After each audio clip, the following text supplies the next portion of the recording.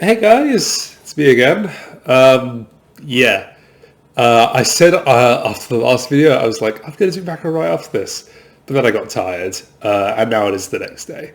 So here it is. This is just going to be kind of casual. I'm just going to just chat through the solutions, I think. Again, macro is something I'm not completely sure about, so take it with a grain of salt. But I'm going to explain my reasoning. I've got my Coke here. I've had blood drawn today. It's cool shit. Right. Let's get started, I think, right away.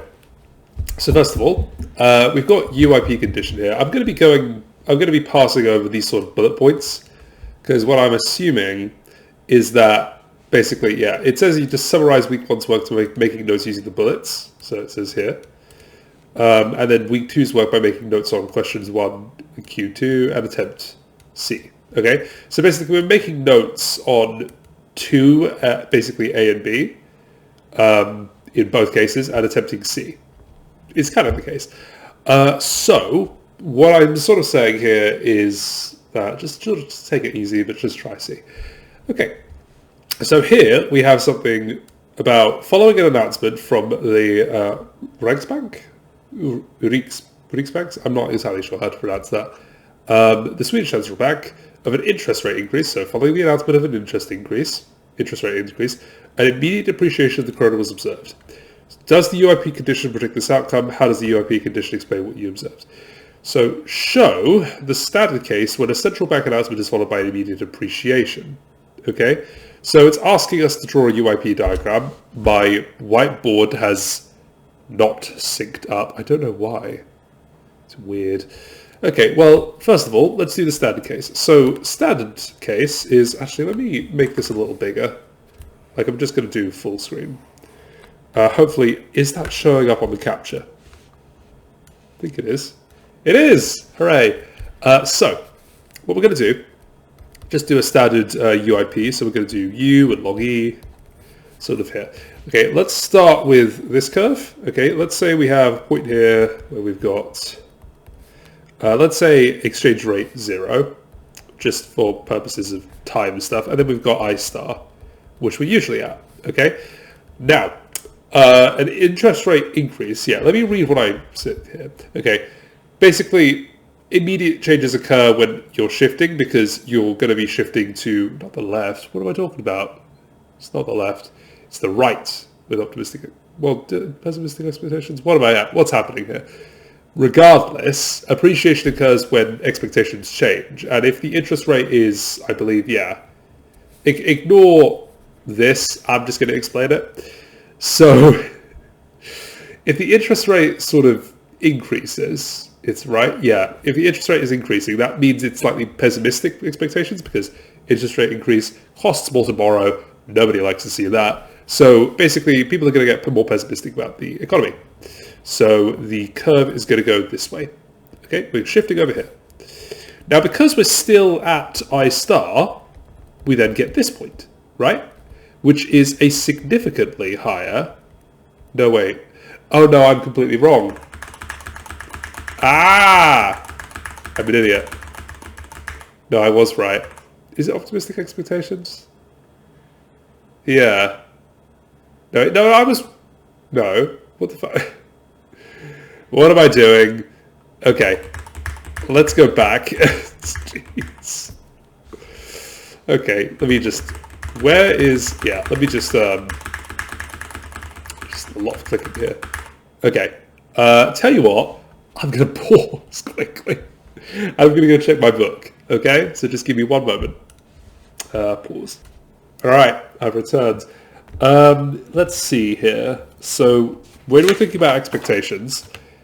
Yes, optimistic means left, and left is appreciation. Right, so optimistic expectations about the future. So we're seeing an interest rate sort of increase, which is generally a more optimistic expectation of the future. Okay, it's like, cool, I think, that's because of banks are charging a higher interest rate. So it's like the economy's more structurally sound, I think. I think that's the case. So let's start here, and then our second curve is going to be sort of here, okay? Now you can see, okay, it's basically the reverse, okay? We're going to be going this way instead because our expectations are becoming more optimistic. This means our E value becomes smaller. You see kind of there. Ta-da! So appreciation occurs. Appreciation is when it goes down. It's kind of unintuitive, but that's the case. So that is going to be the depreciation, okay? No, appreciation. Fucking hell. And there's the UIP diagram for that. Okay. Now, what it's asking you is it's asking you, let me clear this. It's asking you, suppose a rise in the interest rate had been widely expected. Show the UIP diagram that there'd be no immediate change in the exchange rate when the Reichsbank made its announcement. So, what I'm interpreting this as is that if in interest rate expectations change, so we expect the interest rate to be higher for every given... well, I probably should have deleted the entire thing, but it's too late now. So let's say we're on this curve, okay? If we expect interest rates to be higher for every given exchange rate, then the curve is going to go up, right? So we'll have something like this. Does that make sense?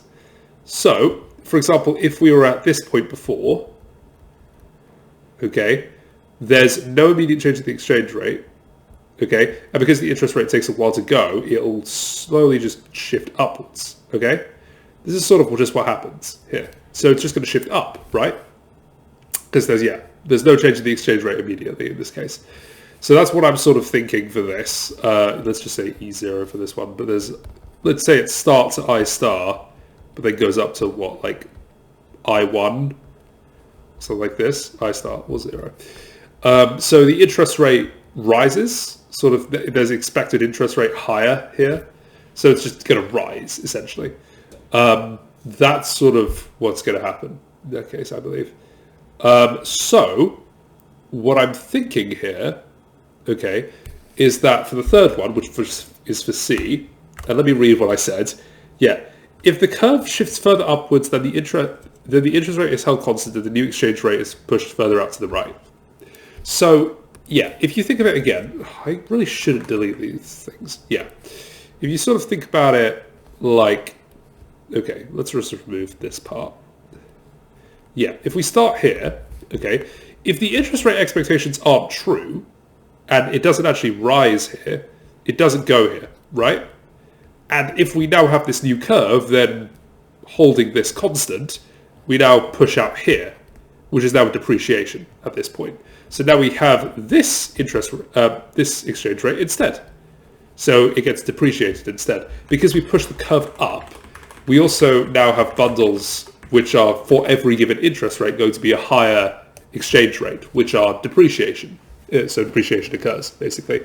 You could, you think of it as at every exchange rate there's a higher interest rate, or at every interest rate there's a higher exchange rate. So you're going to have issues either way.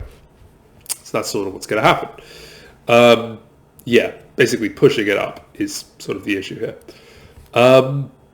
That's sort of what I'm thinking here. That's sort of how I'm thinking of explaining it. Okay, so you can also go through all of these. You can define the nominal exchange rate in terms of depreciation. Hint: appreciation goes to the left, depreciation goes to the right. So appreciation, depreciation. Explain the UIP in words and what is arbitrage. Actually, that might help. Arbitrage is sort of like, it's like taking advantage of a situation which is advantageous to you. So, for example, if you know that everyone in the market is selling you like these, like I don't know, just an object for £5, but you can cut your production process secretly to make it £4 instead, then that's an arbitrage sort of possibility there. The UIP, basically, it's the curve when that's not possible. So basically, if I slimmed this down to just the basic curve, something like this, okay, a point on the curve shows that the arbitrage condition holds. But for example, here, it wouldn't hold. And here it wouldn't hold. So there'd be a disequilibrium where it sort of moved back to the curve eventually. That's sort of what we're thinking about when we think about arbitrage. You can look it up as well. Let's try. Arbitrage. I think Google gives some weird things. Yeah, here we go. Arbitrage when you can simultaneously buy and sell to get risk-free profit. It's sort of like when you can completely risk-free get something with basically no effort. Yeah, you can read more about arbitrage later. Show while it might hold. This is stuff that you guys can do later. Okay. All right. Now I'm going to move on to number 2. Explain what the ERU curve represents, and in the course of your answer, define a medium run equilibrium. So first of all, when we're sort of thinking about the ERU curve, ERU stands for equilibrium rate of unemployment. Okay? So first of all, let's do WSPS. So we have standard WSPS here, just the usual one. And then we have output, sort of related to just unemployment. Employment, really. No, equilibrium rate of unemployment. Yeah, so this is sort of, if we think about, this is using Y in this case, but we can sort of think about output as sort of employment as well. So we know that it's sort of like higher employment, lower employment.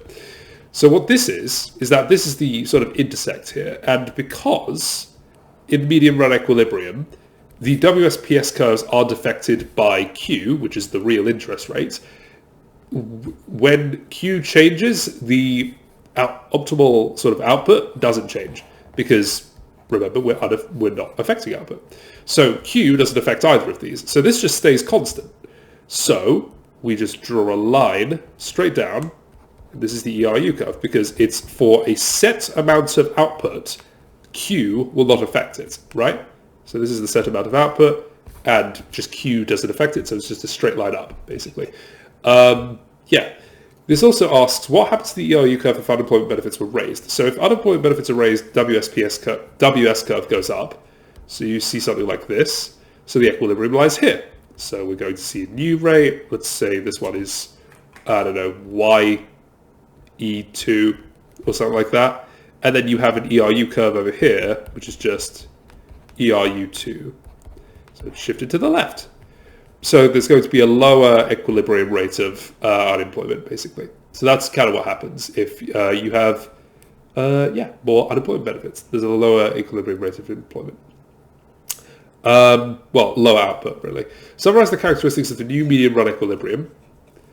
So it's going to be, it's just going to be lower output.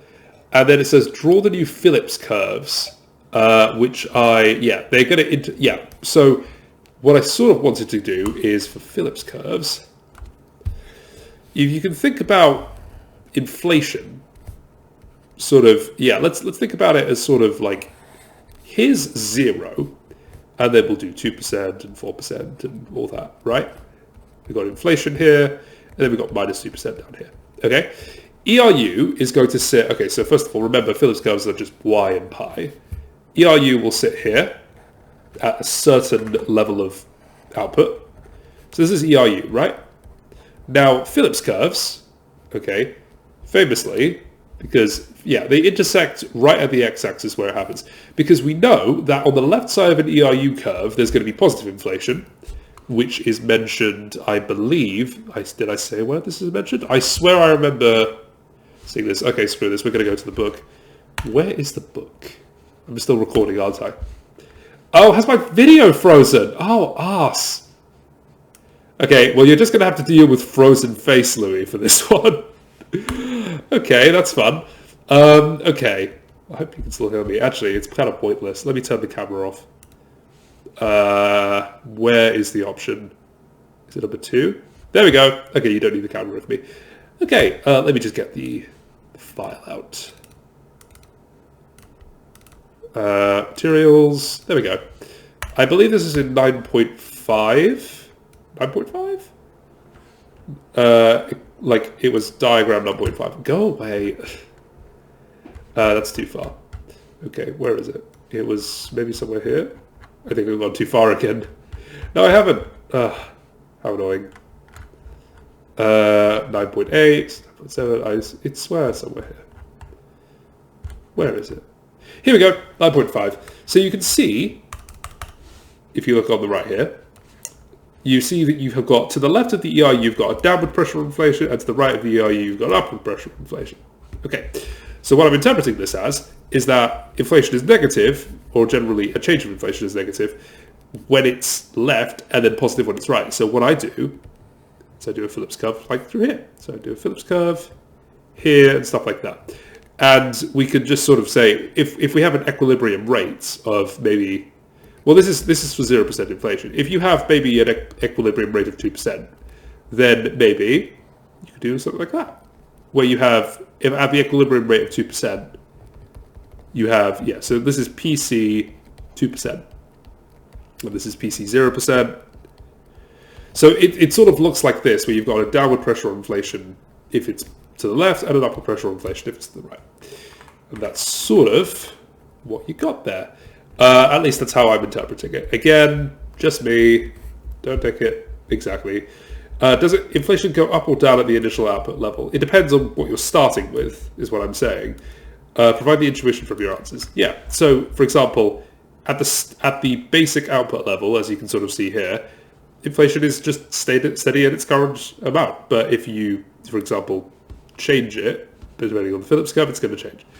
At least that's what I'm sort of thinking about it. What does the AD curve represent in the course of your answer? To find a goods market equilibrium. Okay, so let's do an AD curve. Yeah, two variables. Yeah, I said two variables here. Derive the AD graphically from the IS curve. We've done this before, so let's do the IS curves first of all. So IS is R via Y. And we have maybe multiple IS curves. So let's sort of do it like this, maybe. Now, we've established that R is equal to R star before. It's the same thing where R minus R star is equal to, Q E T plus 1 minus Q. So for these two to equal each other, these two need to equal each other, right? So sort of cancel each other out. So this is sort of R star 1. So we know that for every given IS curve here, so maybe this is IS curve Q0, this is IS curve Q1, this might be IS curve Q2. And let's, well, we're assuming that these are increasing amounts of Q. So, well, yeah, so you have, when you have an increasing amount, so I'm also just going to say here that this is smaller than that, this is smaller than that. There you go. So for this given set, okay, let's plot it below on the ERU80 sort of axis. So we have Q, we have Y, and we're sort of seeing that, okay, let's label Q0, Q1, Q2, and we're seeing that for Q0, I have this point, because it's Q0, and it's the output gained at Q0. And then for Q1, I'm gaining the relevant point over here. And then for Q2, I'm gaining the relevant point over here. And then through all three of these points, I only technically need two, but for all three of these points, you get the lovely AD curve, because the AD curve represents the output at every given real exchange level, and this is given it to us. So, hooray! Yeah, it's going to basically represent sort of how output generally changes on the sort of demand side, which is IS, right? As the real exchange rate changes. So if the real exchange rate is higher, hence depreciation, we're going to buy more. And if the real exchange rate is lower, hence appreciation, we're going to buy less, generally. Yeah, that's kind of the deal. And we're suggesting two variables that shift both IS and AD. So one example, which you can actually just look at the IS chapter for, which is up here. Where is it? This is a bit slow, so you'll just have to bear with me. Is autonomous consumption. So if you look at the ID curve, for example, not ID curve, IS curve, geez, I am going insane. Yeah, here's a summary of sort of what the IS curve is. This is a good one. This is on page 17? 17, right? Oh god, it's gone now. Hold on, there we go. I think it's on page 17. 17? 17! It's on page 59 if you've got the online version. But you can see here, this is sort of what comprises it. And if you think of autonomous consumption, that is I think it's C0, yeah. So if autonomous consumption changes, that means this is going to go up, right? The constant is going to go up, which shifts these IS curves up. So if all of these IS curves shift up, then we're going to see sort of a further out. So because if I did this curve here, you can see that it's going to be a higher amount and that's going to lead to an AD curve that has shifted to the right, okay? So if autonomous consumption goes up, AD curves go to the right, IS curves go to the right, okay? Hope that helps. Now, if there's an increase in the tax rate, it makes the multiplier smaller, which would look like sort of making the IS curves like this. So Q becomes smaller, so AD curves shift to the left, if that sort of makes sense to you. Hopefully that does make sense to you. The shift here, it's sort of unintuitive, so let me show you what I mean. GeoGebra. So if you so you see here that for the IS curve, K, which is the multiplier, which is this, affects both of them, right? It affects both of the things that are going on. I've got to get my keyboard back for this, dear Lord. So if I just do, let's say, let's just define K as some random number, and let's do KX plus, I don't know, let's say 2K. Oh, actually, no, because it's downward sloping. So let's do 3K minus 2K. There you go. Wait, what the... wait, hold on. 2KX, pardon me. So you see here, this is what the curve looks like before. And if I sort of increase the number, you can sort of see that it's fixed on the x-axis, but it's sort of shifting its position relative to the y-axis, right? Even when I reverse it, it just shifts, right? So this is sort of just what's happening. I'm going to be doing this sort of shift here. I wonder if I can make this a little smoother. Yeah, if I do it like that, yeah, that makes it a little easier to see. So you see it shifting on the y-axis here. Hopefully that's more clear. So you can see how that's sort of working. Just sort of shifting on the y-axis. It's staying put at where it is on x. So if you can imagine the IS curves doing that same thing, that'll sort of help you, okay? So for example, if the multiplier decreases, okay, which is going to decrease the size of the slope becomes shallower, we get a point here, we get this, and then it's going to be here, so the AD curve is going to be further to the left. I hope that helps. Okay, now for 2C, suppose there is a rise in the world interest rate. Describe the new MRE. Do not describe how the economy adjusts to it. Does your answer depend on the exchange rate regime? Now, we've also covered this before. I wonder if we want to... Yeah, it's in apparently chapter 9.2. Maybe we can go there. Check it out a little. Let's see what's up. 9.2. Is it somewhere here? Oh, here it is. Oh, it's where we were before. How amazing. I believe this is... What was the question again? Yeah, does Europe answer depend on the exchange rate regime? Now, we sort of talked about this at the end of the last lecture, I believe, where we were sort of thinking about matching things. But actually, tell you what, I'll rub this out. Well, I won't rub it out. But I'll write down what I got, okay? So when we talk about a fixed exchange rate regime, we want to make sure that the change in the nominal exchange rate is 0. I should probably write out the equation first. No, don't clear the canvas, I've got stuff on it. Yeah, so I don't know why I'm arguing with myself. So the case with regimes is that the median run equilibrium of pi, which is inflation, so this is generally a constant, right? Because we remember that generally in the median run equilibrium, inflation is at the target, okay? So that's going to be the case in the median run equilibrium. Inflation is a constant.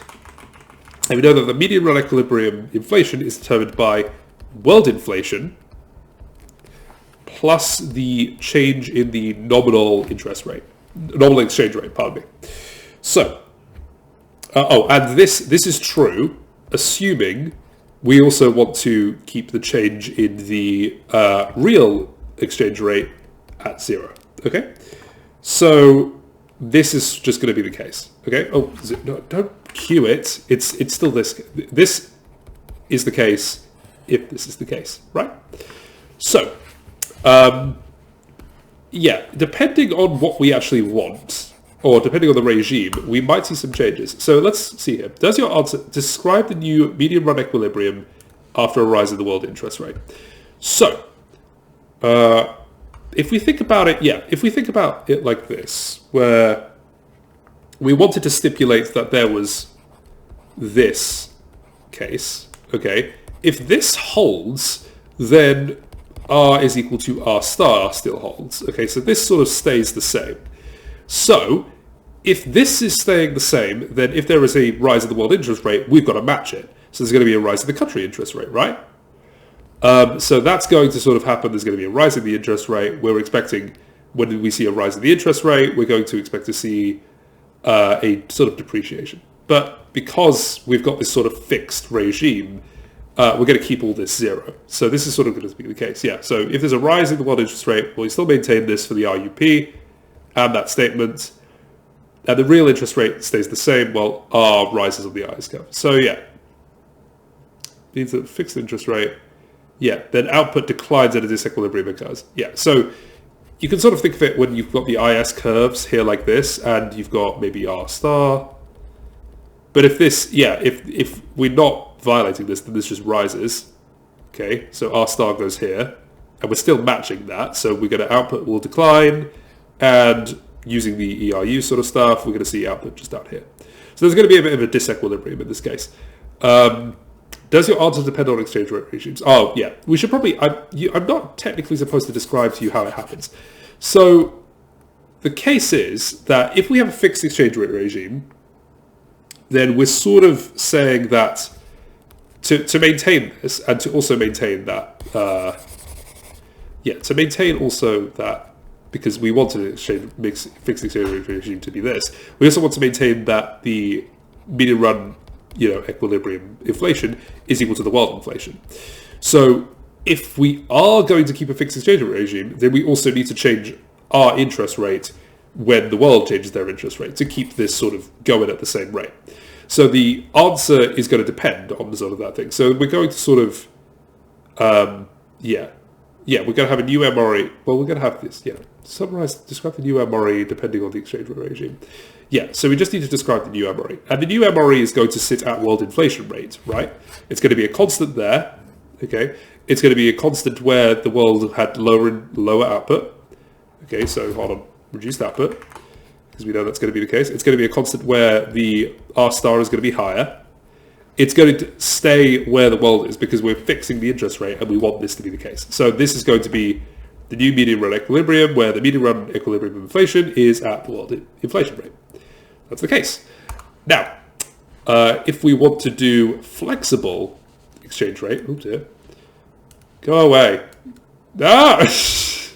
I don't oh, well, there we go. Now you can see everything. Oh, and it's all back. Go away. So, back at 100%. Cool. Okay, so if we have a flexible exchange rate regime, we can sort of choose what inflation we want. So we're going to say target. So we can choose this. If we choose the world inflation rate, then it's going to be the same as the median run equilibrium one. So yeah, it's going to be, if we choose this, then this is the same as fixed, okay? But if we choose something else, so for example, whatever else we choose, we're going to find something else, and we're going to sort of experience different things. So let's say, for example, that, we pick this, and so we're going to sort of have this instead, where, oh dear, why do I put the asterisk so low? Okay, we're going to have this.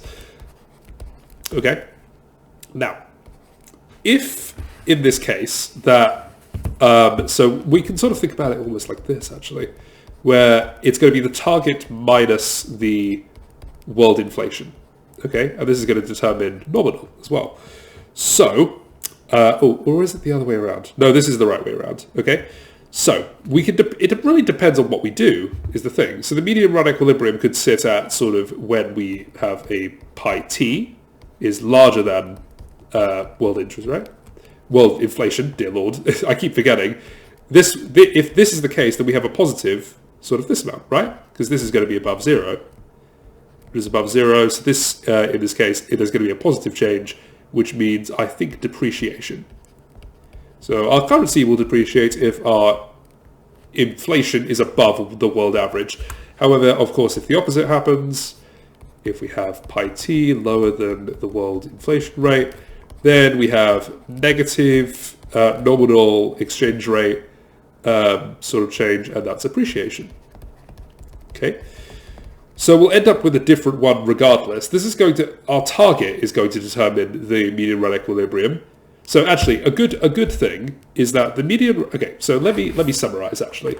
With fixed, the median run equilibrium is equal to the world sort of world inflation rate. Jesus Christ. With flexible though,